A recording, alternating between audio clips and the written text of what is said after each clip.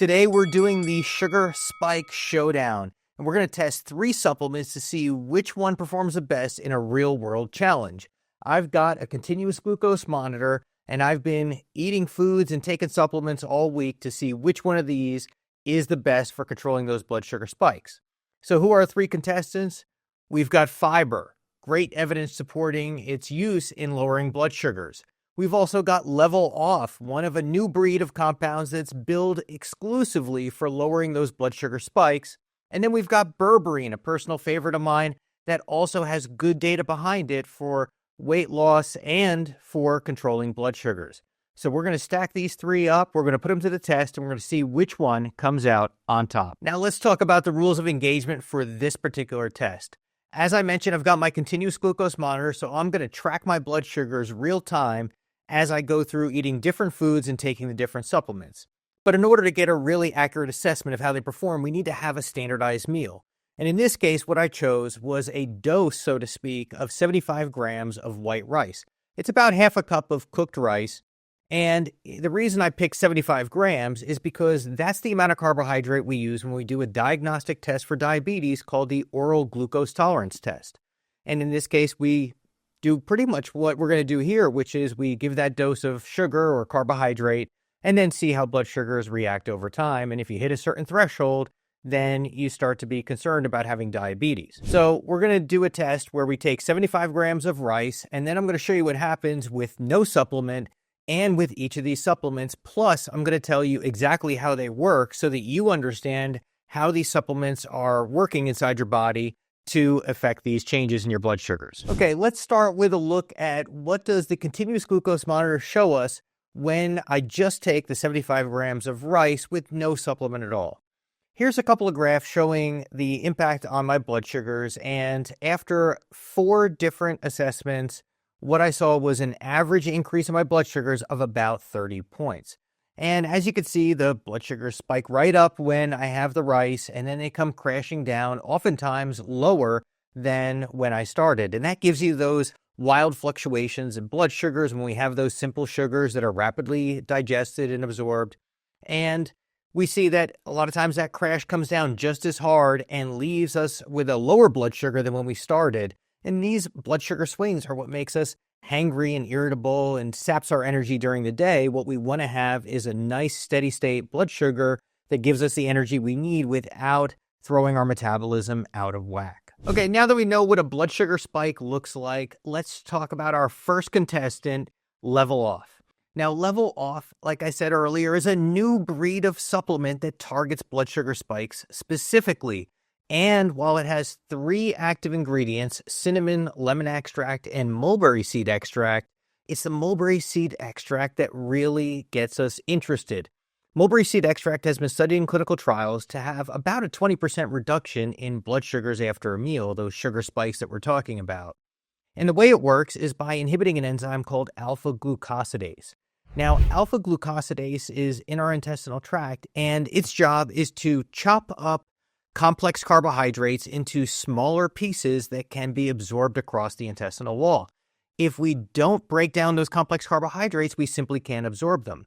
So mulberry seed extract blocks those enzymes and makes it a slower path for these carbohydrates to get absorbed because they're not broken down as quickly, and that should smooth out that spike. So let's see what happened when I took it myself. Now, here you see my blood sugars when I take no supplement.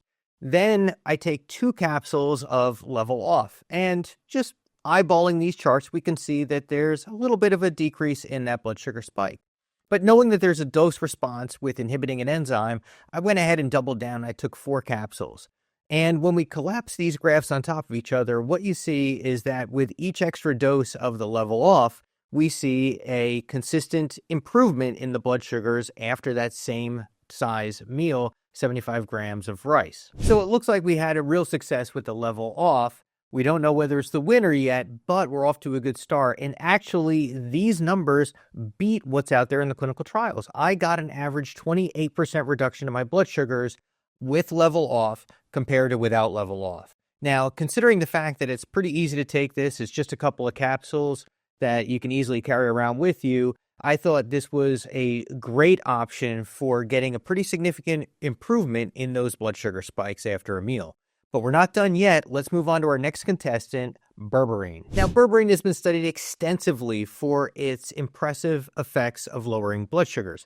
And here I've got two graphs from a clinical trial comparing Berberine to metformin, which is the most widely prescribed medication for first-line treatment of diabetes. And we can see that these curves are almost identical, that both Berberine and metformin have significant improvements in blood sugars.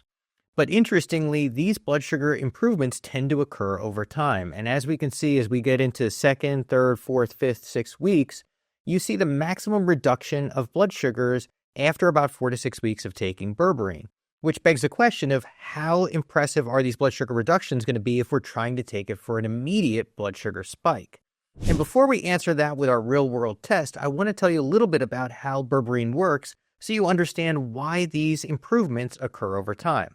Now, Berberine gets a lot of attention for being just like Ozempic in terms of weight loss and blood sugar reduction, but while those GLP-1 effects are real, they're not really the main reason why Berberine works. Berberine's main mechanism of action is through an enzyme called AMPK. Now, we have AMPK throughout our body and all of our cells, and it's a key component of our metabolism. When Berberine activates AMPK, it starts to send GLUT4 glucose receptors to the cell membrane where they're able to start bringing glucose in from the bloodstream. So we're upregulating the amount of glucose receptors in the cell and lowering the blood sugars by taking that sugar out of circulation and bringing it to the cell where it can be converted to energy. And clinical trials show that this mechanism of action can lead to a 10 to 20% reduction in blood sugar levels over time, again, very similar to that which we see with metformin. But let's see how it compares when we start looking at it for controlling blood sugar spikes. So my first attempt with Berberine was rather disappointing, and as you can see here, there was virtually no change in my blood sugars with the first dose of Berberine. However, I was not deterred because, as we saw, it might take some time. And indeed, after 2 days of taking Berberine, I saw a pretty significant improvement in the blood sugars. And if we look at these graphs side by side, what we see is an average 17% improvement in blood sugar spikes on Berberine after just 2 days. Now, I'm optimistic that if I had continued to take it for anywhere from a week to 2 weeks, we might have seen even more significant improvements. But for day-to-day management of blood sugar spikes, this might be a good option if we're willing to stay on it in the long term, but it might not be the right one to grab in a pinch. So far, we've seen that mulberry seed extract has had a nice 28% improvement in blood sugars.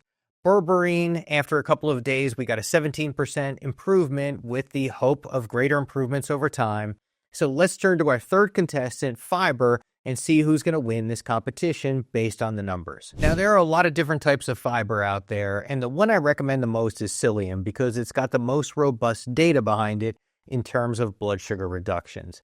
And you can get psyllium pretty much anywhere, but most places will offer you either unflavored or orange flavored, both of which get old pretty quickly.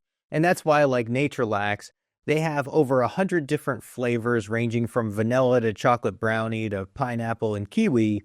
So it makes it easy to enjoy fiber on a regular basis without getting bored of it. I'll leave a link in the description where you can get some, but let's take a look at what happens in your intestinal tract when you take fiber. Fiber acts like a sponge in the small intestine, absorbing water and expanding to create a gel-like matrix that traps sugar, slowing or reducing its absorption across the intestinal wall. Now, this sponge-like nature of fiber can have a significant impact on your blood sugar levels, both over the long term and during these immediate blood sugar spikes. Let's take a look at my data. Here we see the impact on my blood sugars with a 75-gram dose of rice. Then when I take the fiber, look at this. There's barely any rise at all in the blood sugars. And then 2 hours later, I have another dose of rice with no extra fiber, and I still see an improvement in those blood sugars. Now, when we collapse these graphs on top of each other, we see how impressive these blood sugar reductions really are. I ran this experiment several times, and I got an average reduction in blood sugars with fiber of about 42%, which easily makes it the winner in this three-way competition. But importantly, my maximal blood sugar reduction was 80%, and that's the graph that I just showed you. Now, this may sound extreme, but it's actually not too far off from what we've seen in other clinical trials. In fact, the graph I showed you earlier from the American Journal of Clinical Nutrition demonstrated a 60% reduction in blood sugars by just taking 7 grams of fiber before breakfast and 7 grams of fiber before dinner. Now, your results may vary, but you should expect to see a pretty significant improvement in blood sugars when you add fiber to the diet. Now, fiber has a ton of health benefits above and beyond blood sugar reduction, so I think even if it was a tie for first place, I'd still give the crown to fiber. But that being said, Level Off was a strong second place contender with a 28% reduction in blood sugars.